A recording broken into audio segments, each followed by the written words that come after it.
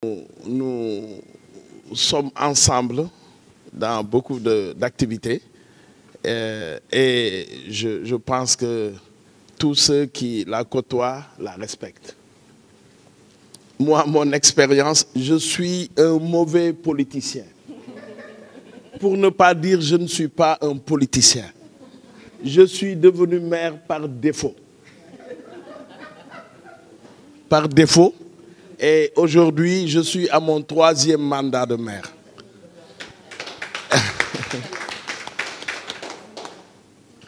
Je ne sais même pas ce qui m'a mené à la politique. J'ai étudié, je n'ai pas beaucoup de diplômes. J'ai fait bac+5 seulement.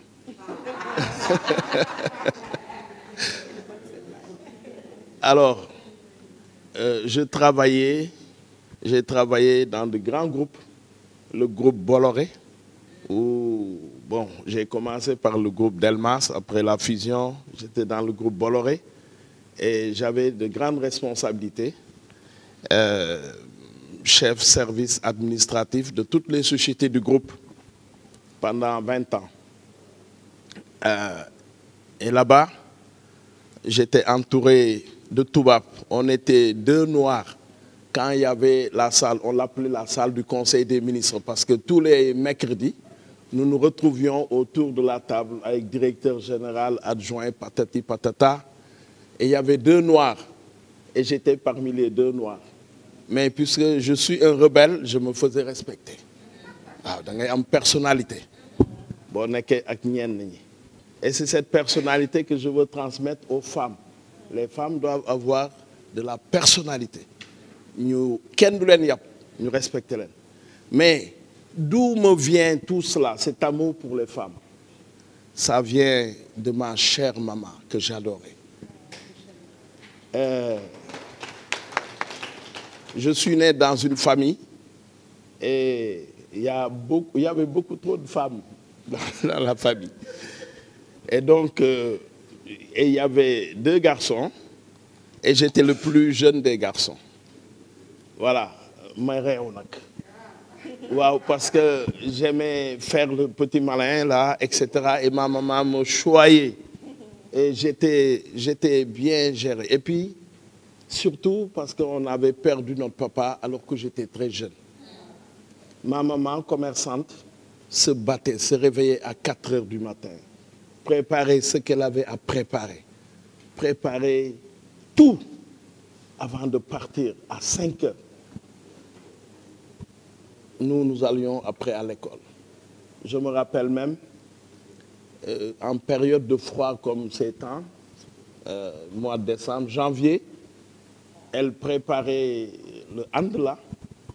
Moi, je me mettais à côté et j'apprenais certaines leçons parce que les leçons du matin, quand on les apprenait, on arrivait à bien les mémoriser.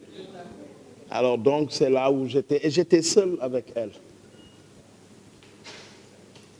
Je me suis battu pour réussir. J'étais nul. Comme je dis, j'étais à l'école primaire, on m'a renvoyé. Parce que j'étais terrible et puis après, voilà. Bon. Alors j'ai pu avoir le bac. Et ma maman, dans ses tontines, avait envoyé et mon grand frère et moi-même en France. À partir des tontines qu'elle faisait au marché et tout ça. J'avais fait une demande de bourse, mais bon, voilà, c'était comme ça. Et je me battais, voilà, et puis voilà, j'ai réussi à travailler et à avoir mes diplômes. Quand j'ai eu mon diplôme, au mois de juin, vers le 15 juin, le 19 juillet, mon frère qui m'aidait est mort en France. Et il fallait ramener le corps. Mais le plus dur, c'était comment annoncer cela à ma maman. Donc, voilà. Je suis revenu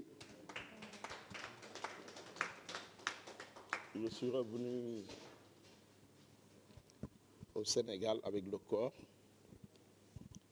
Et 3 jours après, j'ai commencé à travailler. Parce que j'avais écrit quand j'avais fini à beaucoup de sociétés et on m'avait répondu en me disant, dès que vous venez au Sénégal, vous vous présentez. Après le deuil de mon frère, je suis allé me présenter et j'ai été recruté.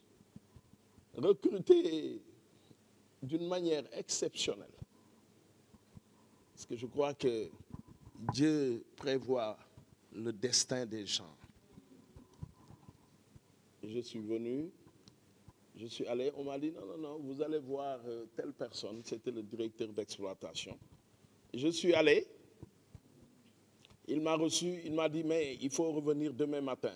Je suis revenu le lendemain, il m'a dit il faut qu'on fasse un petit test là. J'ai dit ok, bon, je fais le test et je suis rentré. Le lendemain, j'étais avec mes amis à Grand Dakar, me préparer pour aller jouer au football et on me cherchait dans Grand Dakar. Et quelqu'un est venu là en disant « Ah, il faut venir là parce que c'est mon patron qui m'envoie. Il est venu avec une voiture. » J'ai dit « Ton patron, qu'est-ce qui se passe? Mais il faut attendre demain, il est 17h. » Herbie, les gars, vraiment, on ne peut pas.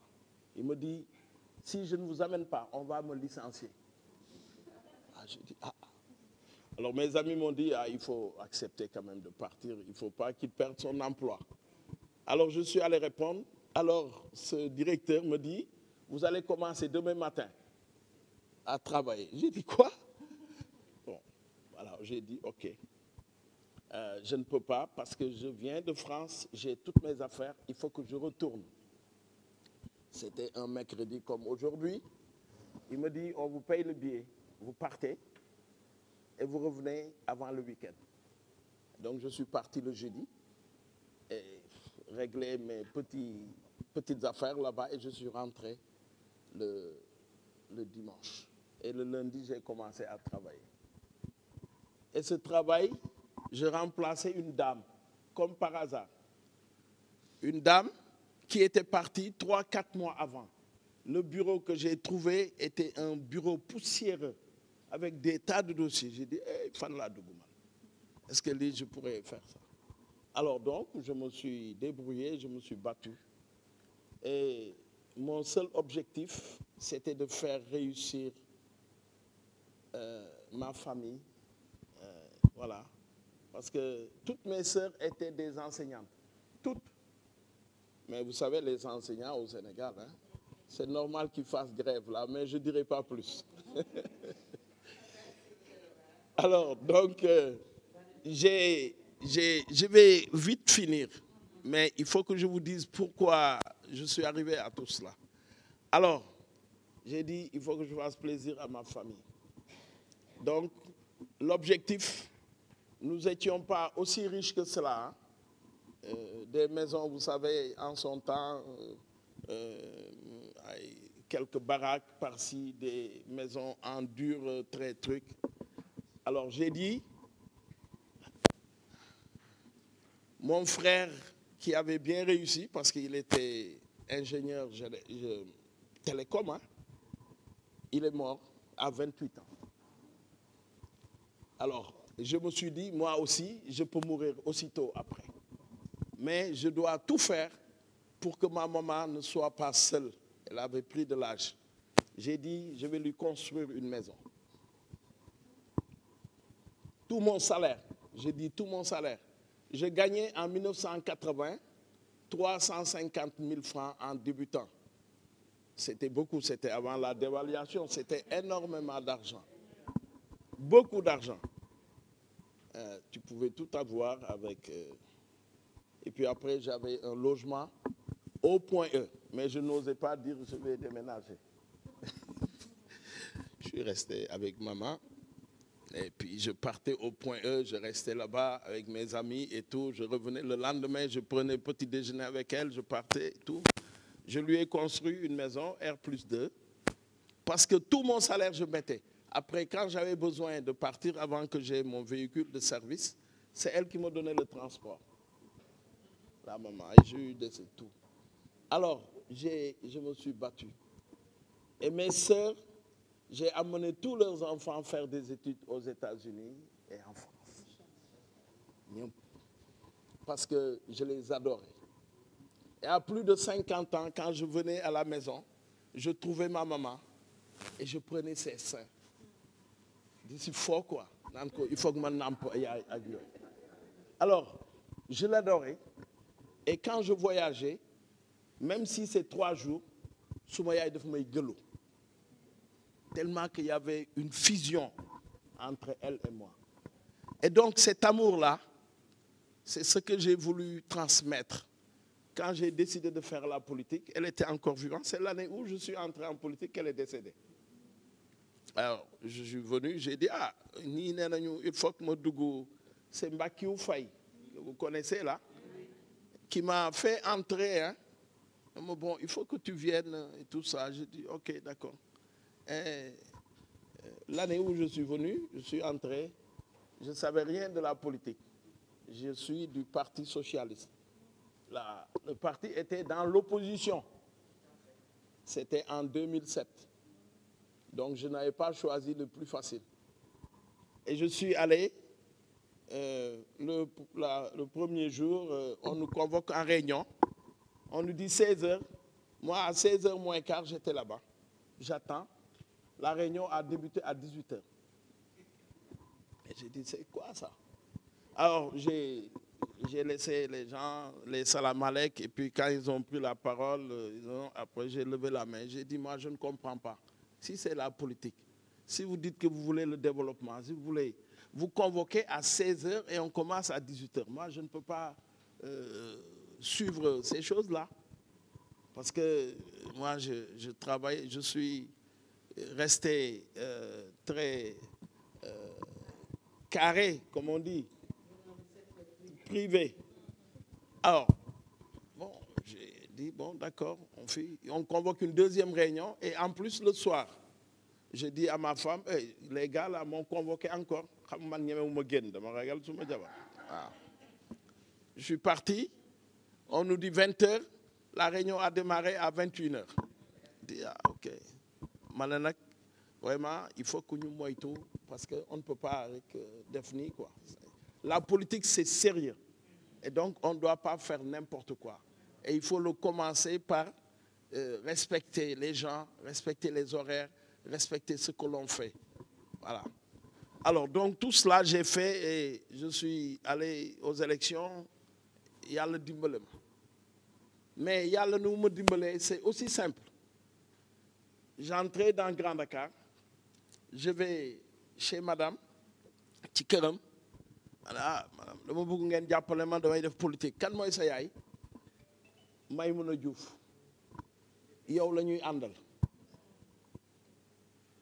Comme ça, je dis, ma maman, à partir du marché, elle aidait énormément les femmes, et discrètement, et tout, elle faisait. Et j'ai pu avoir tellement de militants à Grand Dakar grâce à ma maman. Ça, il faut le dire, grâce à ma maman. Et quand on est allé aux élections en 2009, j'ai gagné tous les bureaux de vote, 50. Tout. Et j'ai gagné Mbakiou Faye, qui est mon mentor, en plus, qui m'avait amené. Alors donc, madame, mais j'ai vu comment vivaient les femmes de Grand Dakar. Il fallait des appuis. J'ai dit, qu'est-ce qu'il faut faire? Alors, j'ai dit, il faut commencer par le bas. Le bas. Il y a eu beaucoup de jeunes filles qui n'allaient pas à l'école. Pourquoi? Parce que papa, maman n'avaient pas les moyens. Alors, si on a 3 enfants, vous devez payer une inscription pour chaque enfant, 6 000, 8 000, plus acheter les fournitures, acheter les habits. Alors, vous ne pouvez rien faire. Alors, il y avait des choix. Et on prenait malheureusement les garçons et les filles restaient à la maison. J'ai voulu changer la tendance. Et j'ai dit, il faut que les filles aillent à l'école. Parce que les filles sont plus intelligentes. Machallah, comme on dit là. Hein? Alors donc, j'ai commencé par ça. Et j'ai décidé qu'il n'y avait plus à payer les inscriptions. Il n'y a plus à payer les fournitures scolaires. Et donc, oui, bon, ça c'est après les cours d'appui, bon, c'est un an après que j'ai, parce que je voyais que les résultats étaient faibles, 33%, mais aujourd'hui mes résultats sont presque à 88%. Mais on a changé le paradigme et on a permis aux jeunes filles de réussir à être intégrées dans les écoles. Et on voit qu'elles ont réussi parce que c'est les meilleures. Et aujourd'hui, quand vous prenez même il y a un truc qui se fait avec le Canada, qu'on appelle ça la dictée là, qui est organisée par PGL, voilà. C'est une jeune fille de Grand Dakar qui est un peu moins de 100 millions de francs CFA que j'ai déposé à ACEP parce que j'ai dit je ne peux pas trouver un emploi à tout ce monde-là. Mais les femmes aiment bien le commerce, surtout quand elles n'ont pas un certain niveau d'études et tout. Alors, je les ai organisées en GIE, enfin GIE politique. Parce que vous savez, le Parti socialiste, ce sont des comités qu'on met en place.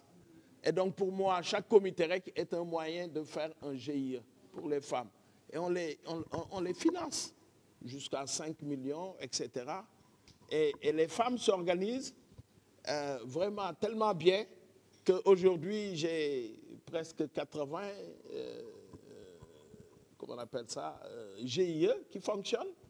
Et sur les un peu moins de 100 millions que j'avais, donc en faisant le crédit revolving, comme on dit, hein, parce qu'on est un peu moins de 500 millions hein, qui sont vraiment bien. Et donc, pour vous dire tout simplement que les femmes, si vous voulez réellement le développement, si nous voulons le développement, nous devons mettre en avant les femmes. Je ne doute pas un seul instant de cela. Je suis là parce que je dois être là en tant qu'homme politique, mais je pousse les femmes à réussir et à aller de l'avant. Donc j'avais une que j'avais préparée qui m'a abandonné, qui est allée chez Yévi, là. Aïssatou Fall, là. Qui était candidate avec moi, là. Alors donc, bon, je ne l'ai pas gagnée. Voilà, je l'ai dépassé de quelques fois. Voilà. Alors, donc, pour moi, les femmes, hein, les meilleures, ce sont les femmes. Donc, il faut les encourager, il faut les accompagner. Alors, mais c'est vous, les femmes, qui pouvez aider le Sénégal à se développer avec les femmes. C'est à l'éducation de base. Vous devez éduquer vos enfants, hommes et femmes.